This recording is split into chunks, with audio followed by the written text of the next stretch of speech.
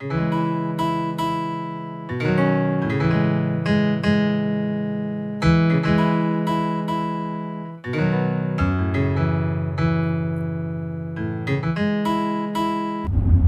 and power to the true and living.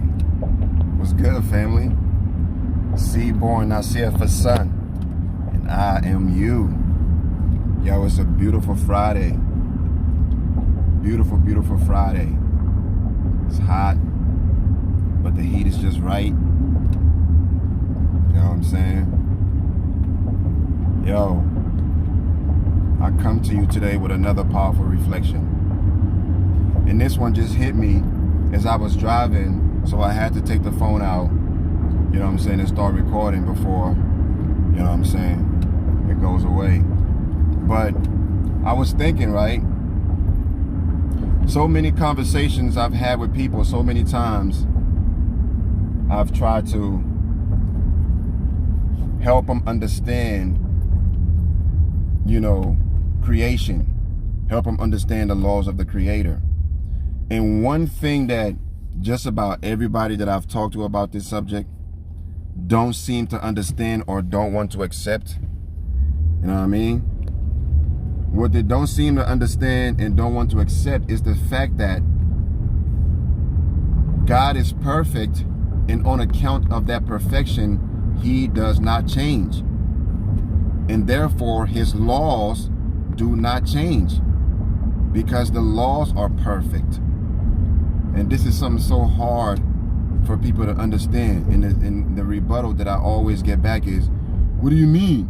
He's God. He can do anything. If He wants to change His laws, He can do it because He's God. He can do anything. He can do anything. Well, as I always tell people, it's either we accept, if we accept that God can do anything like that, then we have to accept that God is not perfect. You know what I mean? And if God was not perfect, then we would have all been dead a long time ago. Humanity would have been completely annihilated a long time ago if God is not perfect. So we either have to accept that, or we have to accept that God is perfect and therefore He does not change, because what is there to change within perfection? How do you get better than perfect? You see what I'm saying? So if you're using the word perfect, either you use the word in the right way or don't use it at all. But if you're using it in the right way, that means perfection is absolutely flawless and cannot be improved. Because if improvement is necessary, then perfection is lacking. You know? But it's a very difficult thing for a lot of people to understand. And because of that, they don't quite understand the working, the structure of creation. You know what I'm saying? Because you have to understand the laws of the Creator, and you have to understand the laws don't change. So here's something that I want to share with y'all for people who have a hard time understanding this. And the reason why it's important to understand this is because you also come to learn more about, you know, the life of Jesus, the truth about the life of Jesus, meaning that, you know, this whole idea of, you know, being born of a virgin birth, meaning that, you know, Jesus' mother, his earthly mother, didn't have sex with a man in order to produce the physical body of Jesus. That's not true. In order for her to produce that physical body of Jesus, that vessel that Jesus needed to do his work on earth, she had to have sexual intercourse with a human man of flesh and blood, just like she was. You know what I'm saying? And that's according to the laws of the Creator. You know, and I know that's hard for a lot of people to accept. It's much easier to accept fairy tale shit that don't make no sense and doesn't demand any kind of responsibility or accountability. You know what I'm saying? That's why they want to believe that shit. You know what I'm saying? Because if you understand that the laws of God don't change, then you also have to accept the fact that you are responsible. You know what I'm saying? And you got to pay for the shit you do if you don't learn. It's just that simple, and that's all on you. But anyways, here's what I want to share for people who have a hard time understanding this, right? So we can look at the beauties of creation, the wonders of creation. For example, at nighttime, you know what I'm saying, especially before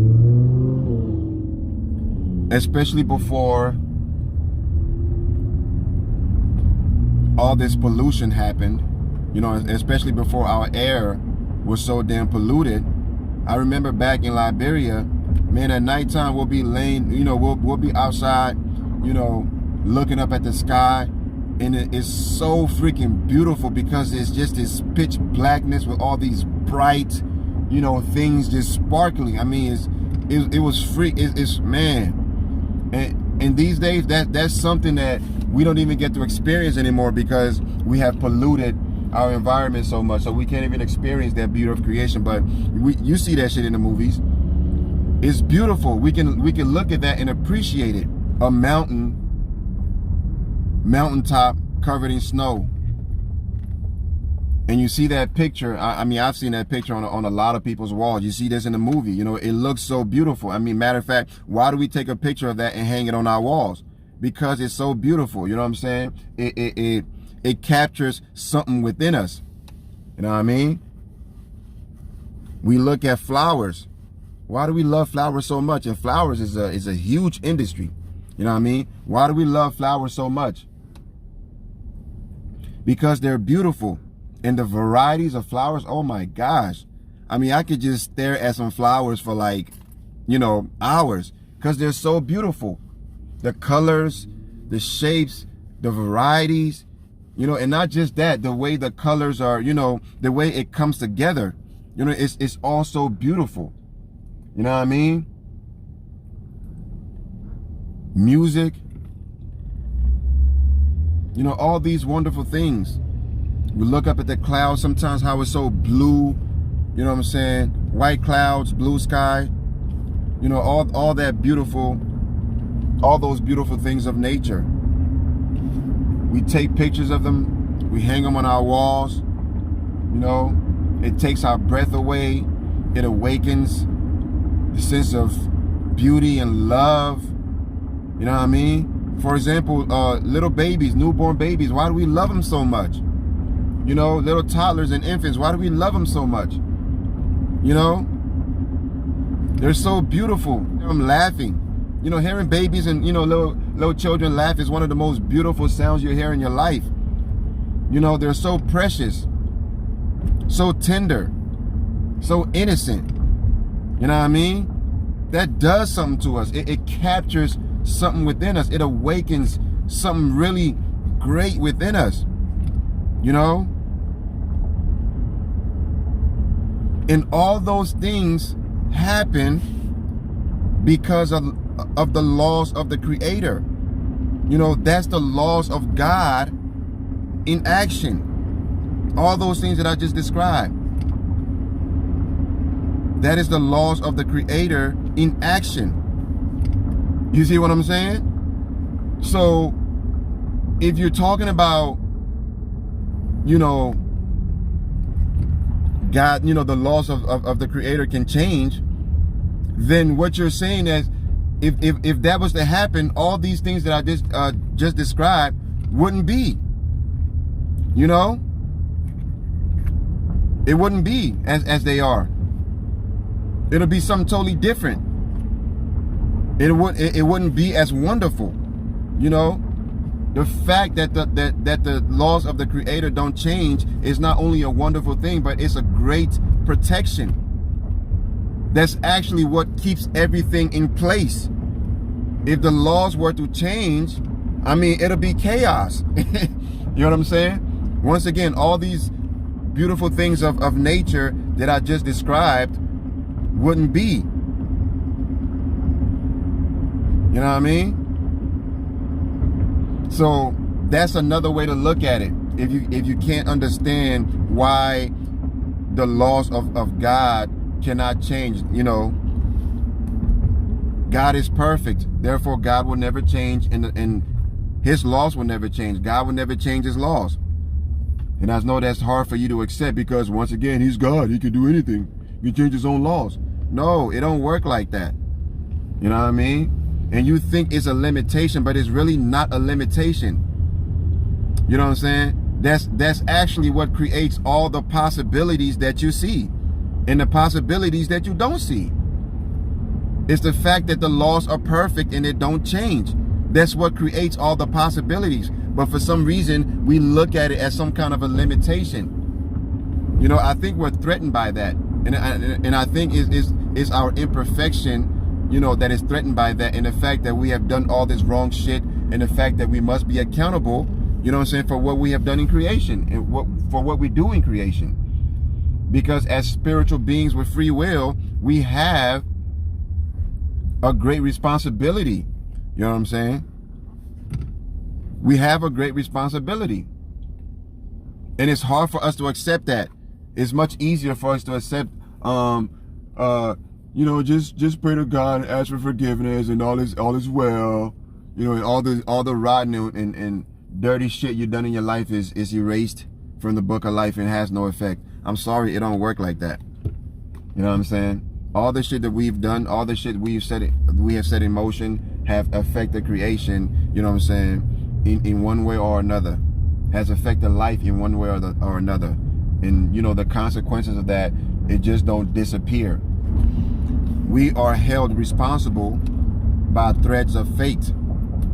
You know what I mean? So just think about that. It is because of the laws of the Creator don't change.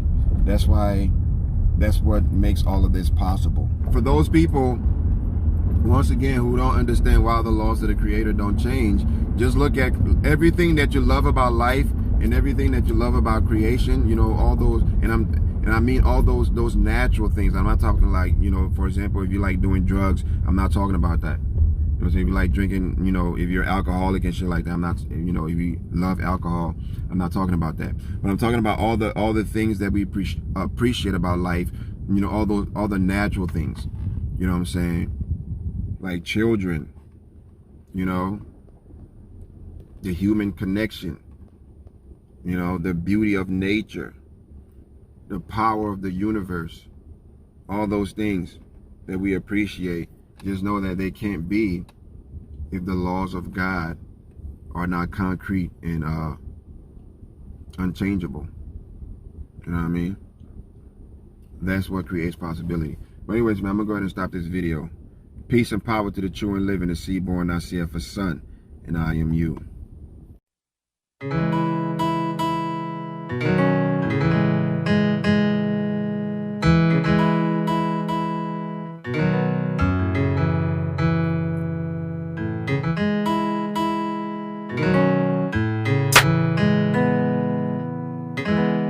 If it ain't love, it ain't nothing.